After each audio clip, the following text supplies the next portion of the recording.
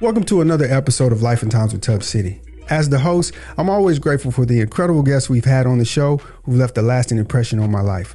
So today I want to talk about the company that's been making a difference in countless lives all across America. Penn Waste. PIN stands for Power in Numbers.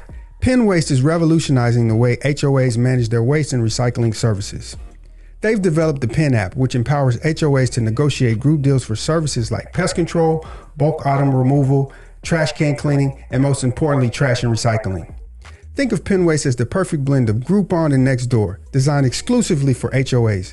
Their platform allows communities to leverage their size and secure the best deals with vendors. I'm all about bringing value to your life, and that's why we partnered with Penn Waste.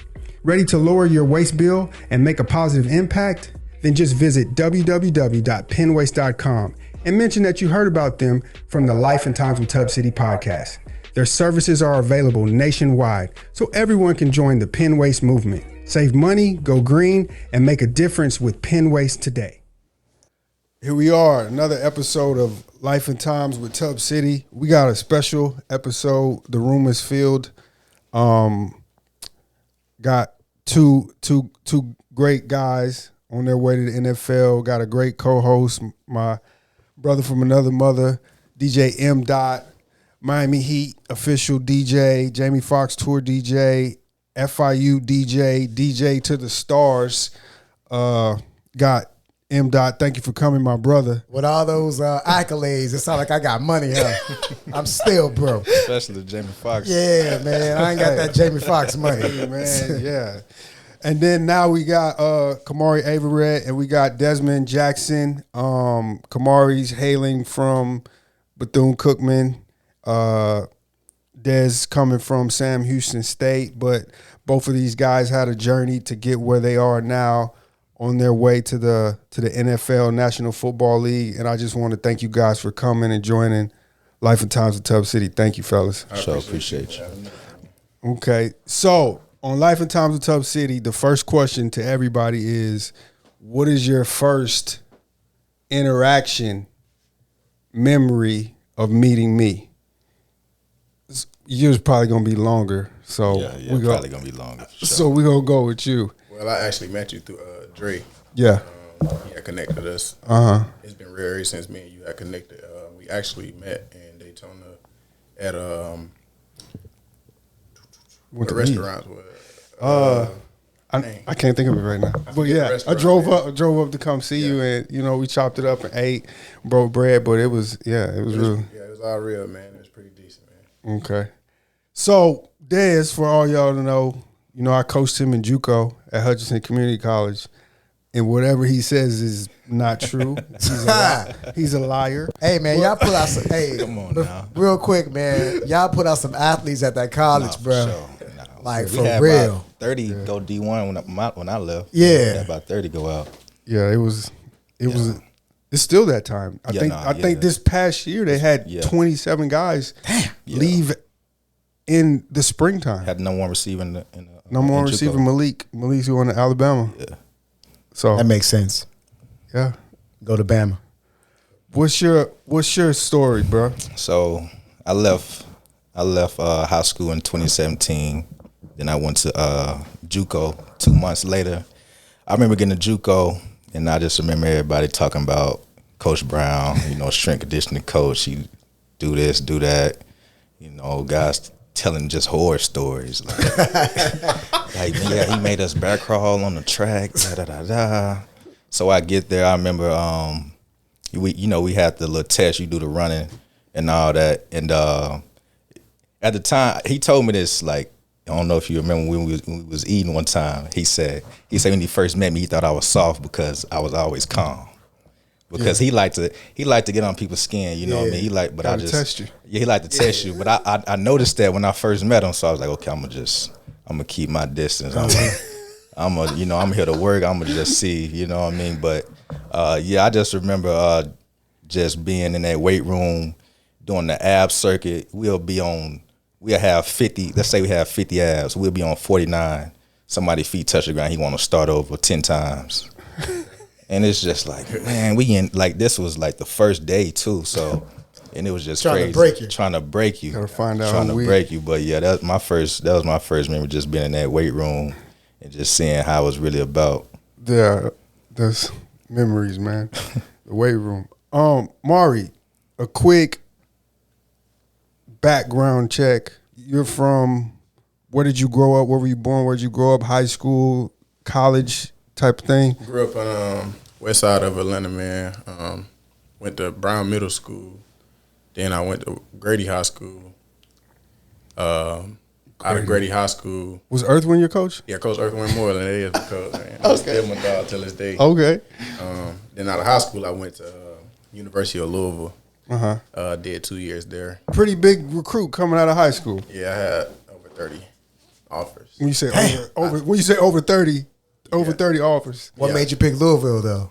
It was kind of solid, man. Lamar was my host. Jawan Pass was like, they was both like, I was with them boys, and it's just like, it was kind of solid in the room, bro. Like being around my kind, and like Louisville had like a lot of that. And What other big schools like my top recruited you three as well? My top three was Auburn, Georgia, and Louisville. Did you take trips to all of them? Yeah, I just couldn't mess with it, man.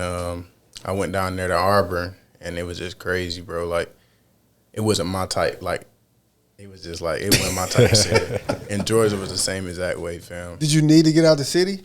I did. Okay. I did. That's why I didn't go to Georgia, because that's literally like an hour away. And I wouldn't know.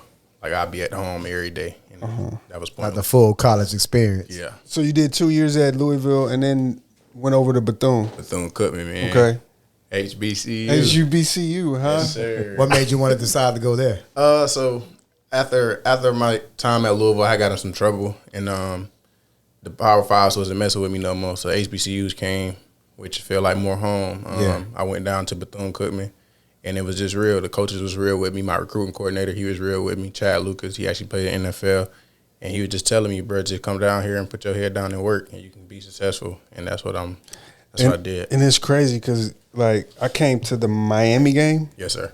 And you look different. Like, you look better than them. Yeah. Like, in your uniform and stuff. Like, he looks the part and definitely plays the part. So, yeah, man. But he picked the right HBCU because that ain't nothing to do in Daytona, bro. Like on the real. So you can just go put your head down and go to work. Yeah. That's what he did. Yeah. There ain't nothing else to do. It's amazing how it's hard for people to just do nothing and work. That's a skill. Nah, bro. Like, the situation at Louisville, it just had me like, I ain't go to a party until 2022, bro. I've been at Bethune since 2019. Yo, what's crazy is when we talked about it afterwards and you told me you had got depressed, you gained a bunch of weight, and then you like, I didn't know that. Like, you, and to look at you now, like, it's like, never know, bro. you would never know. Like, 290, bro. Like, coming from, I was playing tight end, I was 290, bro. Depressed. I worked. I even ran track at Bethune, but I never, like, went to the track meets. But you went to work. Yeah. You know what I'm saying? Type of deal. I worked out 4-5 times a day. He was locked in, bro. Yeah.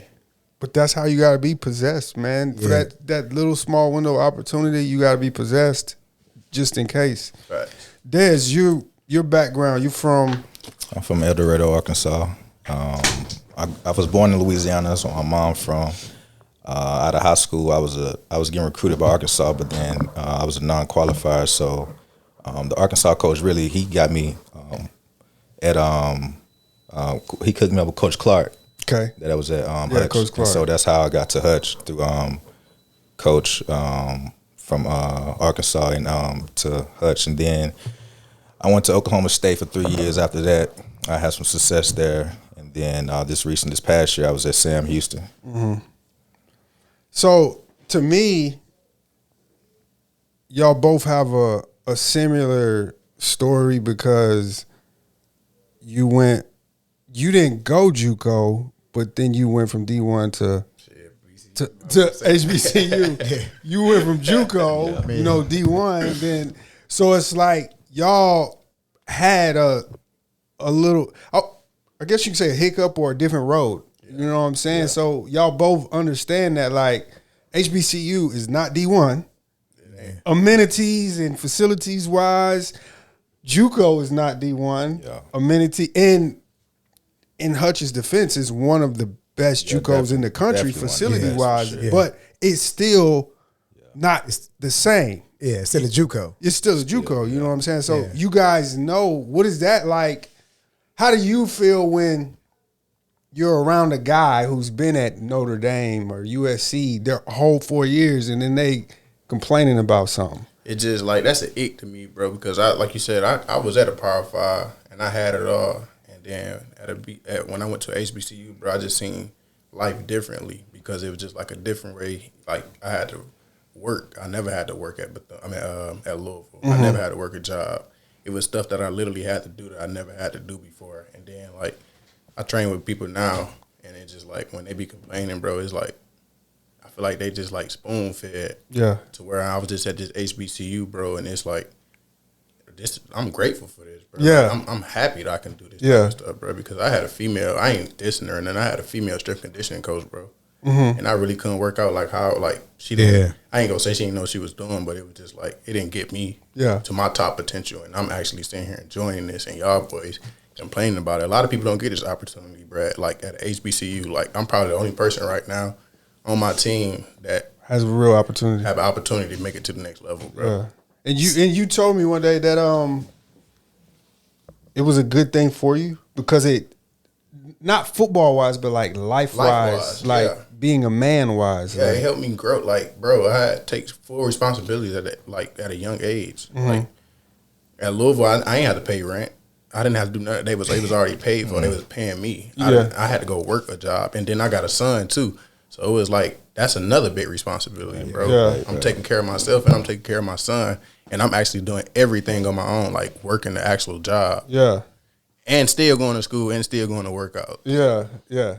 So going back to the facilities and stuff, like the difference between HBCUs and stuff, like, did you see what Ed Reed put out? Yeah. I so that's legit. Like legit. That's Bethune-Cookman. Literally, it's Bethune-Cookman, bro. And it's sad that he got so much criticism, but he was just speaking facts. Yeah. There's a way he could have went about it. Right. Like all the cussing, it's just unnecessary because like who he is, you a head coach, bro. You can't put it out that way, but at least he brought it to attention because that Bethune-Cookman need help, bro. Yeah. I'm not gonna lie to you, it need help. No proteins.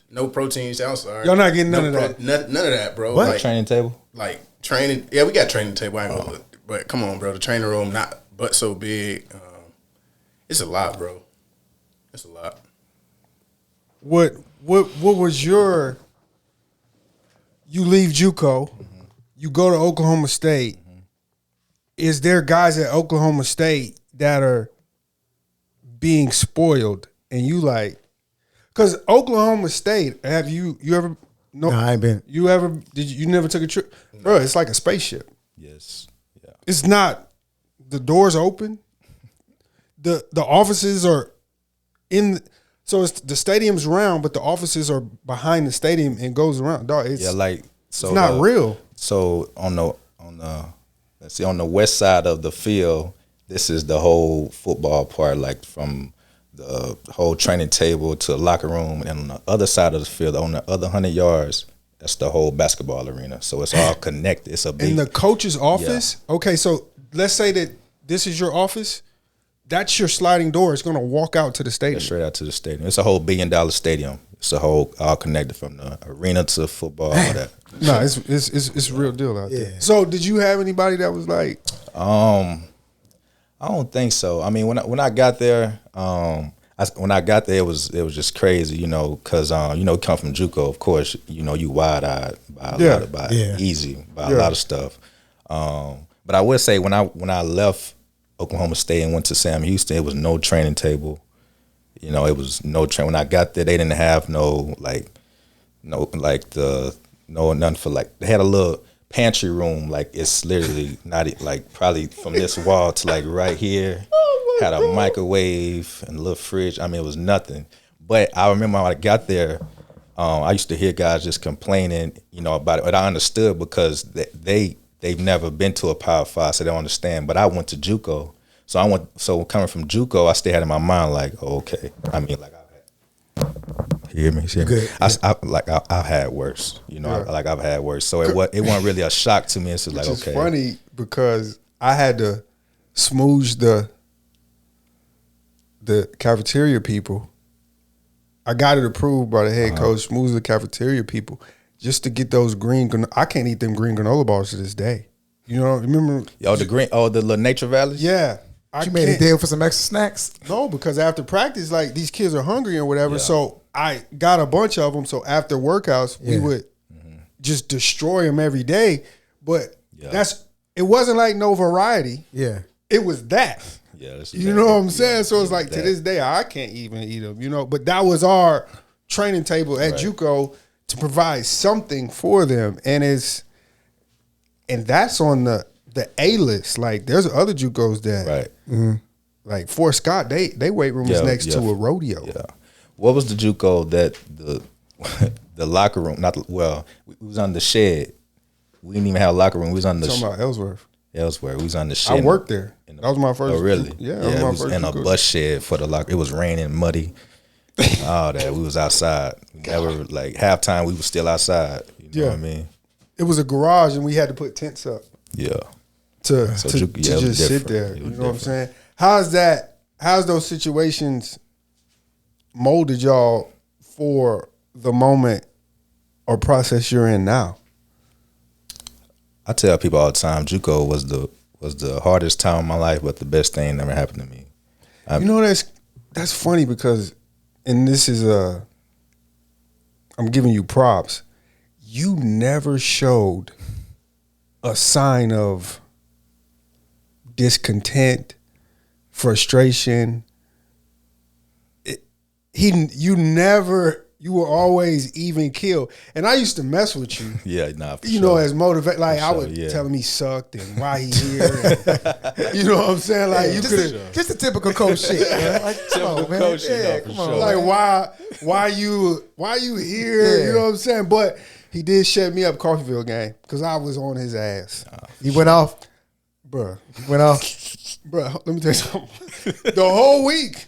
Whole week. I why promise. you here? Like, what are you wasting time? Like you burning calories. You just want free pizza. You just came for the free pizza. And in pregame warm-ups, right before the game, that too.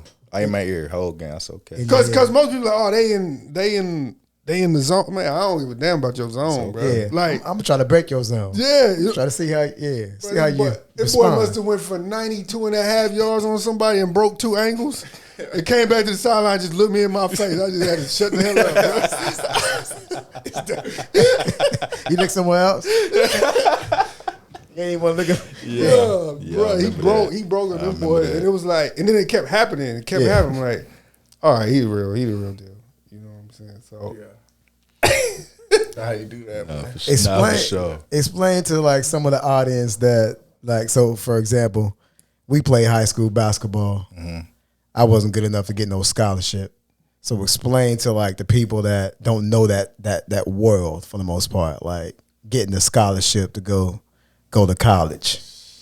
I don't know because I was the guy who had a scholarship, so I can't really tell you. You didn't get one? No, I had a scholarship. Oh, yeah. I had hella scholarship. Yeah. I don't know how I would feel like if I did it. Well, matter of fact, coming from Louisville, when I got kicked out and I wanted the big offers, I didn't get the big offers. That kind of deflated you? Yeah, because of the situation that I was in. It was like that kind of put you in a kind of like messed up situation. Like, damn, bro, like what? I don't think I'm good enough to play on this level or something. Like I ain't disciplined enough to play on this level or something. But it was kind of tough, man. And I didn't even get my Hutch offer until about 3-4 months before I graduated high school. Okay, but I was like, even after the season ended, I didn't have offers, but I always had school contacting me. August, I was coming up to the school. I had schools coming, but I was never getting no offers. But I was never panicking because I always had that faith in myself. I already knew who I was, so I was just always working and grinding. And I play all 3 sports. And after basketball season, I told the baseball coach that I couldn't play because I was finna train to get ready for college. That's how serious I was taking it. So yeah, I didn't have all the offers. You but play baseball? Oh yeah, I love baseball. That's great. For real? I love baseball. man, that's where the money is. What position you play? Center field. Oh, come on, quick. I already knew that. My biggest mistake. I knew he was out there in our field. No, I love baseball. Quit baseball. No, yeah. Same. So, kind of piggyback over here, explain for you, JUCO wise, the room the competition. Right, man. Because a lot of coaches, like me, going to recruit high school coaches, they'll give you the scraps because you're JUCO. Like, oh, this guy's good. He never played. They don't understand that the competition at JUCO is probably better than Absolutely. D2s, Absolutely. FCS, and some D1s. Like, that room is stacked. Like, did you didn't get redshirted? I didn't get redshirted. But were you the starter day one? Like, or did you? I don't remember how it went for you. I came in. At first, it was four guys ahead of me, and then BJ came in. We had a bounce back from Alabama. He came in, so that's including me. That's 5 running backs that are all good. that are all Nobody's good. nobody's Hey, that's a sorry. crowded backfield, bro. Yeah, we all was rotating. We all 5 was rotating, all making plays too. It was wild. So That it's room was definitely wild. competition. Was it like that? Nah, he probably started at Louisville. Shoot. Come on, man. No, I sat on the bench during my freshman year until like the 6th game. My first time even touching the field, I scored a touchdown. Lamar threw my first touchdown. It was like 4. Really? Oh, that's what's up. Yeah, Boston sure. College, bro. That was like, it was great. And then after that, I ain't see the field. I don't know what Bobby Pacino had against me, but after that, I ain't see the field. Every time somebody talks about him, I've never met him. I don't know He was him. a great coach, though. I'm just saying it's always negative. Yeah. But then I started playing after that. Like after that game, that game, I didn't see the field at all. But after that game, I started seeing the field like around Wake Forest when we started playing teams like that. Mm-hmm. What was your what was the best place to play at? Like best environment at that level for you? Clemson, North Carolina. Really? North Carolina State. North Carolina State, bro. NC State? Yeah.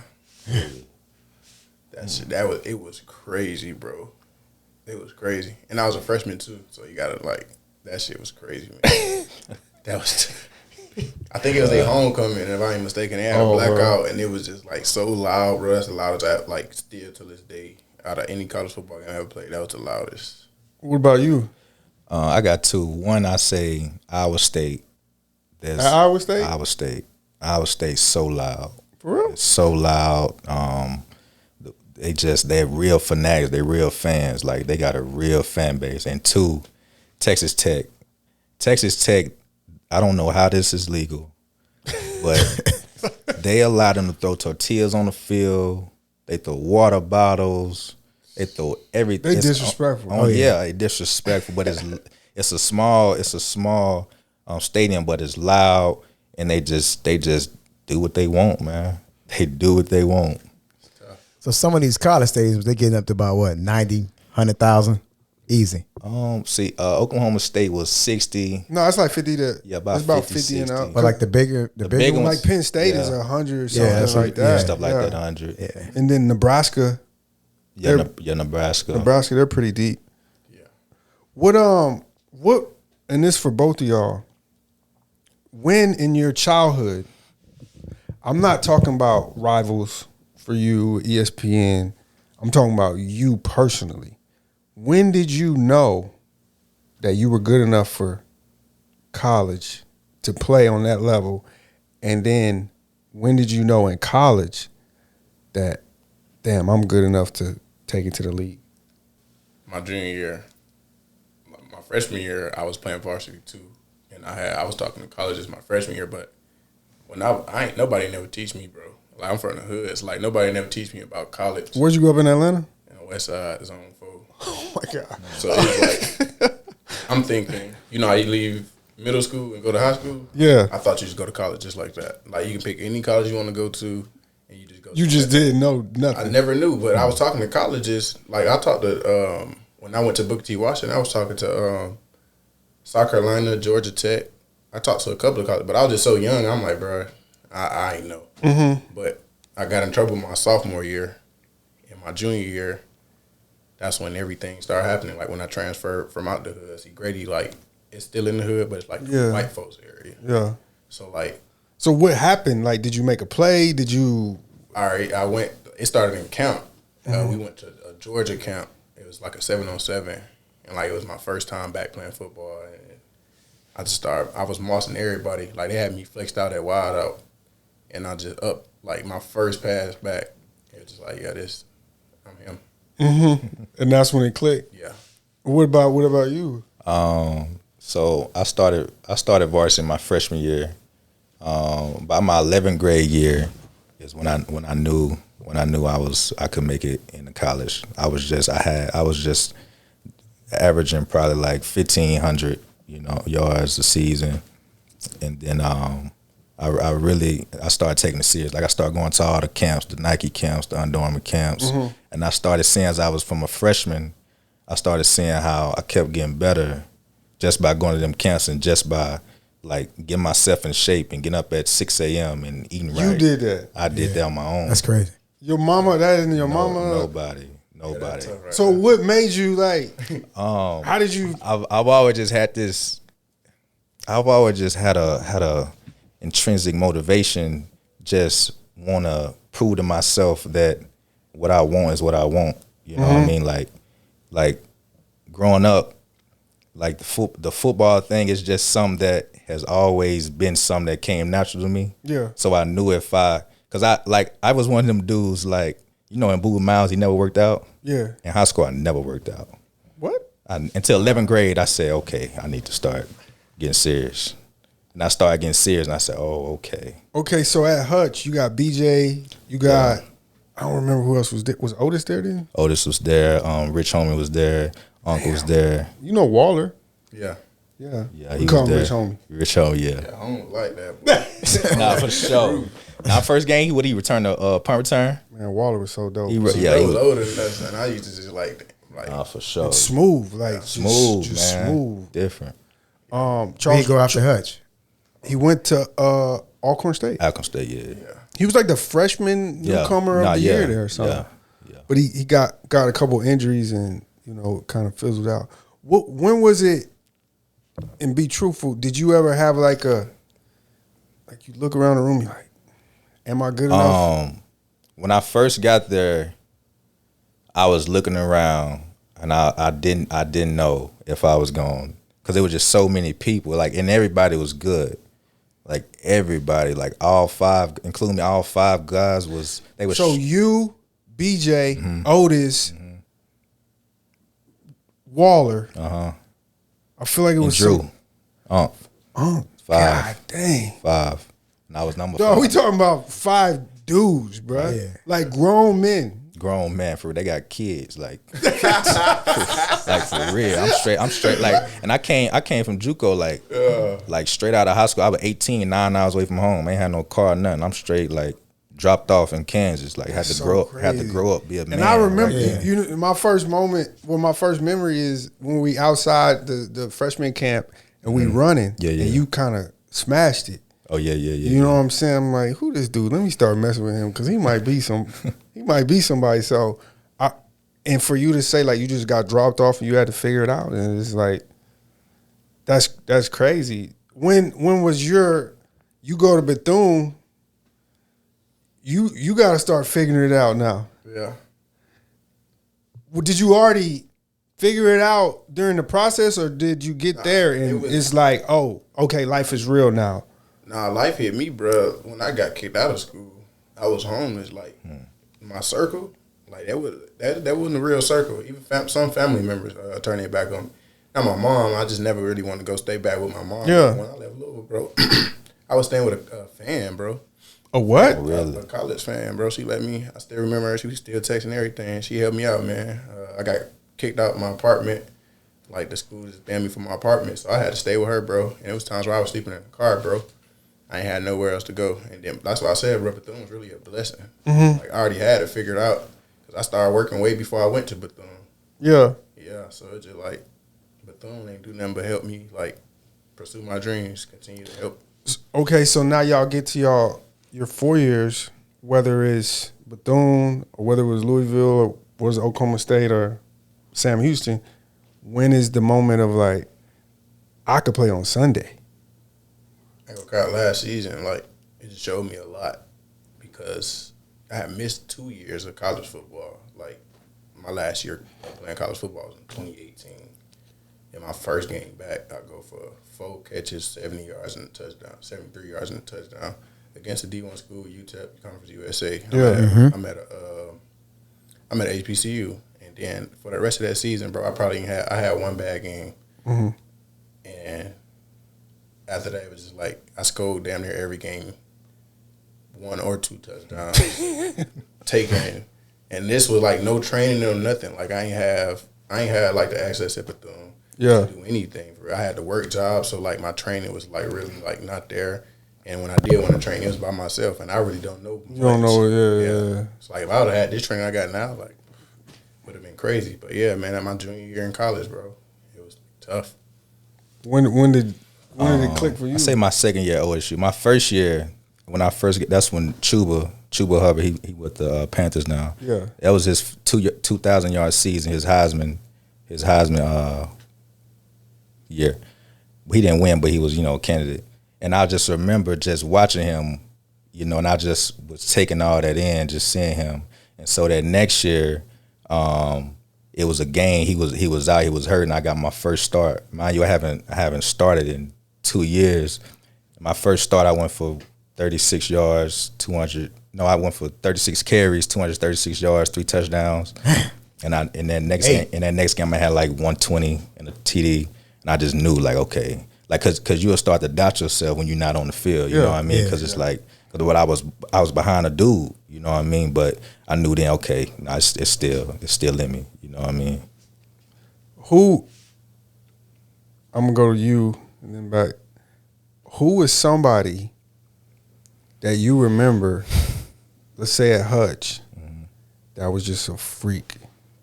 That you look at them and it was like, this is not real. Ain't gonna lie, I've never seen somebody be so effortless like BJ. The way he would come in and just be so effortless and smooth and twitchy. 220, he came at 230. It was ridiculous. And I was like, dog, you gotta run, you gotta lose a couple. Yeah, like, so after he would start running after practice, but like he's 220 moving like like he would be out of shape still, like twitching, like just doing all this crazy footwork. I was like, man, this dude different, man. You ever seen his high school tape?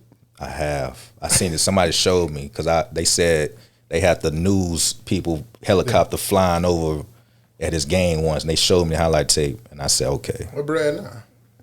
He's bounced around the league. Yeah, he bounced around a few times. Yeah, he's bounced around a couple teams. I know he was with the Texans. I think he was with the Raiders, but he just. What college did he go to, like after Hutch? FAU, yeah. Gotcha. Because he had the connection with Lane Kiffin. Yeah, Lane Kiffin, Kiffin, right. Yeah, because he was at Alabama. Right. He went to FA. Yeah, BJ was a man. He was a man amongst for children. sure. Right. Who was somebody you seen At Bethune? anywhere? Lamar. Oh, yeah, goes that question for sure. Lamar. He did throw him his first touchdown, bro. Yeah, for sure. In what way? Like, What's it like in person though? yeah, like, Like, is he like us? no. You talking on the field? No, like as a person. Like, As a person, he like a real cool guy, man. but on the field, he's just. Him, even in practice, like the save runs he be breaking in the game, he do that in practice, like, and finish. Like, you know how some guys run and just stop. He run all the way to the end zone, coming back, running back, and ready for the next play. His conditioning just different, bro. Yeah, that was crazy. I'm like, bro, how's he doing that? And then I see on Saturdays, he's doing the same thing. So you like, I seen that before. Yeah. Hell, man. Freaky L, that's what they call him, boy. Was he? Did he not care on the? Does he care on the field, or is he a not carer? Because I've seen like guys that they don't really try hard, but they're still better, but they don't really work hard. Like, does he work hard? Oh, no, L work too. He go work in the weight room.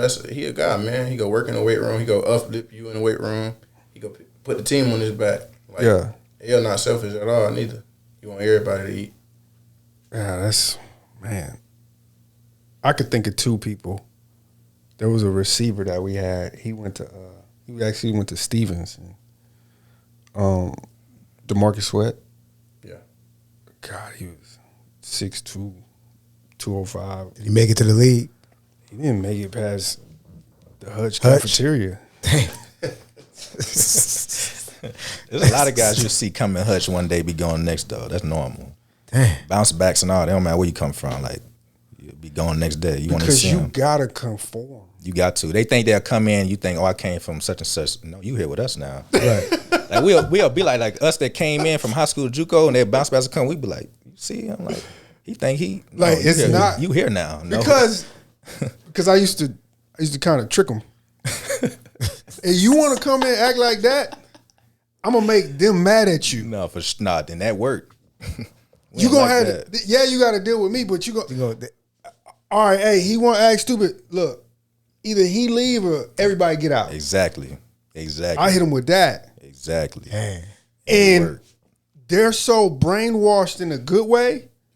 Hold on, we don't get to work out. You gonna kick us out? Right. Because of him? No, we gonna work out. Right. Yeah, we're not leaving. No, Right. no, we not leaving. He gonna go. Yeah, he leaving. He gonna go. Right. Because the workout that's the entertainment. What else we Right. gonna do? We gonna go back to our room? All right, we ain't got nothing to do. Yeah. And No, we know we we got- come back next time, probably gonna be worse. So we definitely not leaving. Because I'm gonna get you for letting him let y'all not work out. No, sir. So it's been a couple dudes that got caught in the locker room or had to just leave expeditiously. You know what I'm saying? And yeah, man, I think as a coach for me, JUCO was the greatest thing for me. Also, just coaching because you learn how to deal with so many people. Right. From everywhere, man. from different walks of life, and then you see things that it's like, I mean, Alvin Kamara, Right. bruh. You have. Yes. You showed me the tapes. But okay, so Kansas, it's an argument. It's Kansas JUCOs and Mississippi JUCOs are the best. Some people say Texas, but it's probably Kansas. Okay, Jayhawk Conference is the hardest conference. Like they say, SEC is the hardest conference, and some people say, nah, it's the Big 10, Big 12, whatever. But Kansas JUCO, Jayhawk is the SEC of JUCO. Yeah. Okay, so imagine this. Alvin Kamara, he's the Offensive Player of the Year. He's an All-American. He plays 9 games. He doesn't play the last 3 games. He only plays 3 full games. Listen to what I'm saying. He only played 4 quarters 3 times. So he out. Third quarter. Sometimes halftime, I ain't coming back, bro. Hey, I called him. 200 yards. I said, hey, champ, what you got? I'll be done by halftime. You good. That's tough right there. I remember hearing them stories so much, man. Bruh.